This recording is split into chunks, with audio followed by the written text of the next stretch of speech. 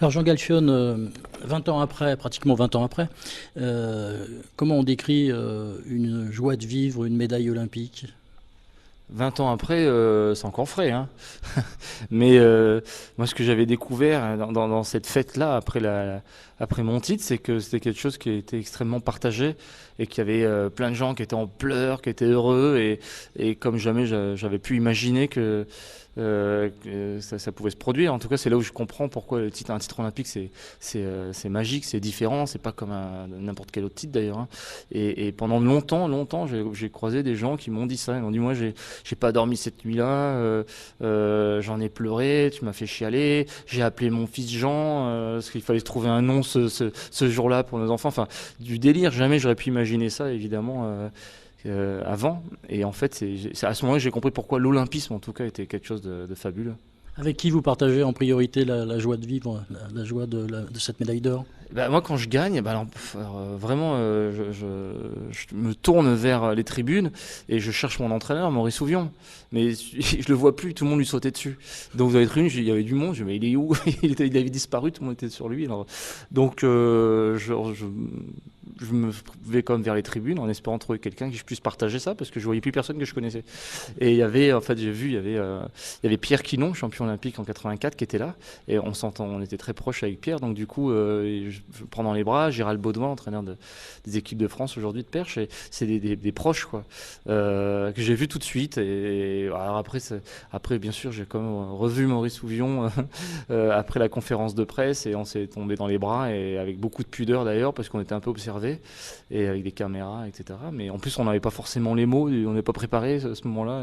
Mais il y avait plein de symboles très forts quand en effet, on a eu cette étreinte parce que bon, enfin, en tout cas, lui comme moi, on savait ce que ça pouvait. Enfin, je pense non, lui savait ce que ça pouvait représenter. Moi, je l'ai découvert après, ouais.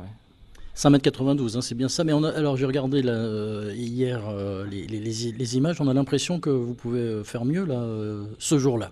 Alors c'était le record olympique, hein, donc mais en fait à la perche souvent on se dit oh il aurait pu faire un peu plus, son bassin était bien au-dessus, mais c'est les sauts ils sont en 3 dimensions, il faut être loin devant, au-dessus et puis loin derrière. Alors après en effet mon potentiel était un petit peu au-dessus, mais quand on regarde bien, je flirte avec la barre en montant, donc il y a aussi un peu de réussite aussi. Alors, cette médaille d'or olympique, ça ouvre des portes en or. Qu'est-ce qui se passe juste après une médaille olympique et puis les années à venir? Moi, j'ai eu un peu d'angoisse avec cette histoire parce que j'étais très bien dans ma vie. J'allais à l'entraînement tous les jours avec mon groupe d'entraînement qui était un groupe de copains, d'amis, avec justement Maurice Souvion, notre chef d'orchestre, là, qui nous gérait, qui nous menait. Et j'étais un cocon absolument parfait, quoi. Et j'avais tellement pas envie que ça change tout ça. Et tous les jours, et puis en même temps, j'avais encore soif de compétition, soif de record. J'adore encore, mais j'adorais le saut à la perche. Et puis tous les jours, on me mettait sur un piédestal pour me dire que j'étais le plus beau, le plus fort, en mettant des récompenses, des médailles. Sauf qu'après, il fallait l'entraînement le soir, enfin l'après-midi, et accepter la douleur, l'inconfort, avoir mal, parce que c'est comme ça l'entraînement. Et c'était un peu difficile, c'était peu compatible. Donc je me battais pour que ma vie ne change pas, surtout, ouais. Et ça a changé pourtant? Le regard des autres a changé. Moi, j'ai dû peut-être changer en me sentant un peu plus observé. Il y a des choses qui ont été magnifiques, des rencontres superbes. Il y a des sollicitations difficiles à gérer, difficiles de dire non. Parce que tout le monde a des bonnes raisons de vous inviter ou vous demander de faire des émissions de télé, des parrainages, enfin tout ce qu'on peut imaginer. Et ça, c'était un peu compliqué. Arriver à dire non aux gens, malgré leur sincérité et probablement leur beau projet, mais c'était pas toujours facile de faire le bon choix. Vous pensez que c'est le saut à la perche qui vous a amené à ce que vous faites maintenant, enfin à votre nouvelle passion, votre nouveau travail, le monocoque, la mer, la voile, ou alors c'est le côté breton? Non, je dirais que c'est pas forcément le saut à la perche, mais c'est tout l'éducation que j'ai eue par mes parents, l'éducation que j'ai eue à travers la discipline, avec mon entraîneur, et tout ce que j'ai appris de la vie dans des années très importantes de l'adolescence, où on grandit, on se pose des questions. Et moi, cette discipline, c'est pour ça que je l'adorais, c'était pas qu'un sport, c'était presque une religion. C'était beaucoup de symboles très forts réapplicables après dans la vie. Et puis surtout, j'avais eu un exemple de quelqu'un que j'en ai parlé, que j'aimais beaucoup, c'était Pierre Quinon. Et, euh, et c'était quelqu'un de tellement authentique qui c'était difficile d'accepter de vivre sa vie que parce qu'une journée, enfin quelques heures ont bien marché dans sa vie.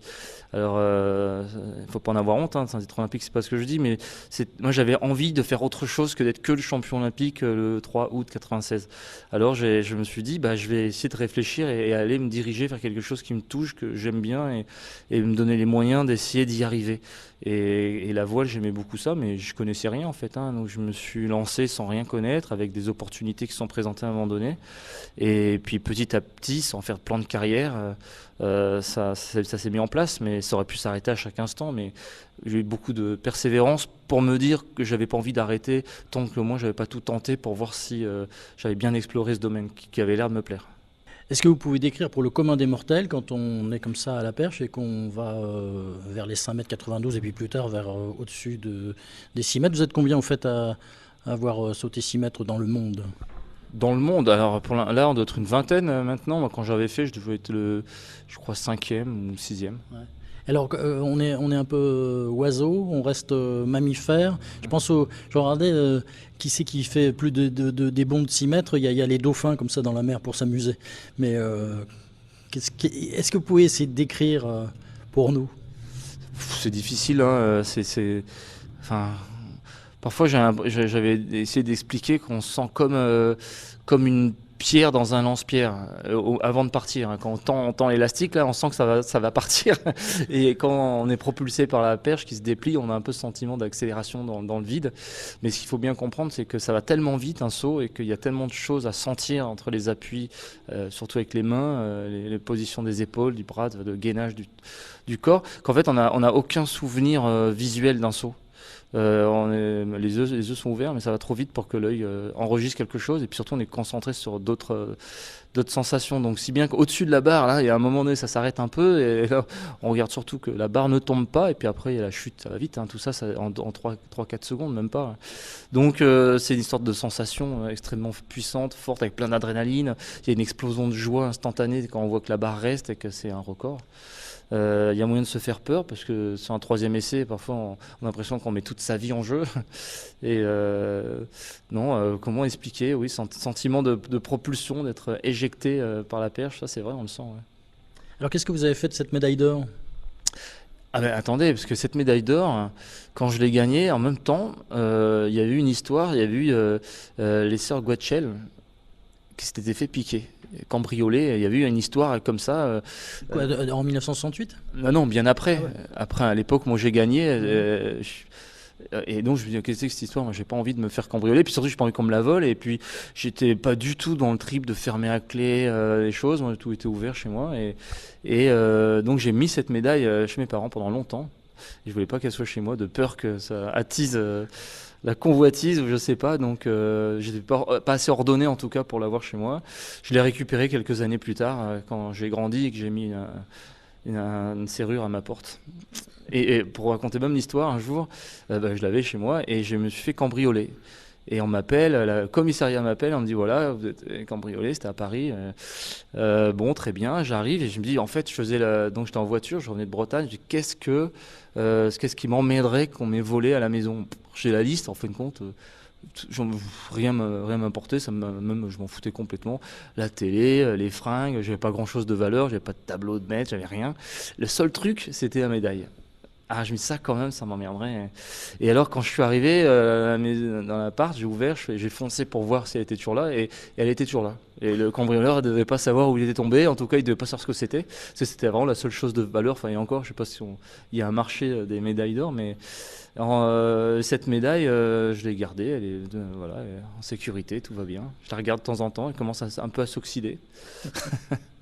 Et une dernière question, à quel moment on prend conscience qu'on va être champion dans une discipline sportive, le jeune homme que vous étiez à partir de 12, 13 ans, 14 ans, 15 ans, et puis faire partie du club très fermé, comme vous disiez, de la vingtaine dans le monde qui fait 6 mètres, quoi. Alors tout ça, ça se passe sur une décennie, hein. Moi, je voulais être champion de mon club déjà, et quand je l'ai été, j'ai été champion de Paris, champion d'Île-de-France, et puis d'un coup, j'arrivais pas d'abord à me sélectionner au Championnat de France dans les jeunes catégories, j'avais pas le niveau, et puis j'ai progressé, j'ai travaillé, j'ai pigé quelque chose. Et le fait de faire du décathlon m'a apporté beaucoup dans la coordination, dans la préparation physique générale. Et puis j'ai rencontré donc mon seul entraîneur de perche, que j'ai eu toute ma carrière, conduit très haut. Et en fait, le jour où je suis rentré à l'INSEP, l'Institut national du sport m'a permis de comprendre que je faisais partie de l'élite, au moins des juniors. Cadet, même pas, je n'étais pas encore junior.